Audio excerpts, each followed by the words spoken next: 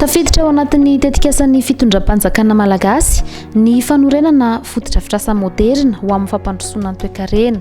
Araka izany ho fampiroboroboana sehatry ny Fiompiana ary ihany koa ho fanatanterahana ny politikan'ny Minisitry ny Fambolena sy ny Fiompiana ary ny Jono amin'ny fidirana ho amin'ny fanavaozana ny famokarana ho moderina dia napetraka ny Abatoara Manarapenitra.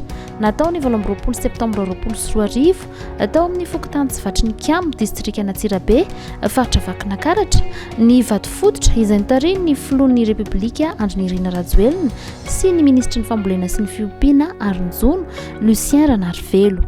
Zava-dehibe ny fananana Abatoara Manarapenitra amin'ny fanatsarana ny famokarana hena satria tokoa mantsy dia miantoka ny fahasalaman'ny olombelona ny fihinanana hena madio sy tsara kalitao.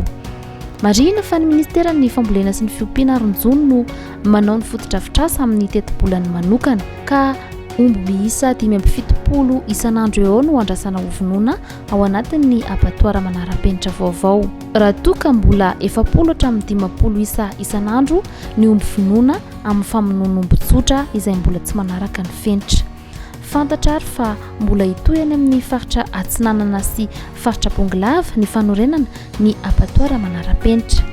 Nandritry ny fandalovan'ny filotany an-toerana dia nampanantena ihany koa izy fa hisitraka vatsitsinjo manaraka ny fianakaviana isa-tokantrano ao amin'ny Fokontanin'I Tsivatrinikamo.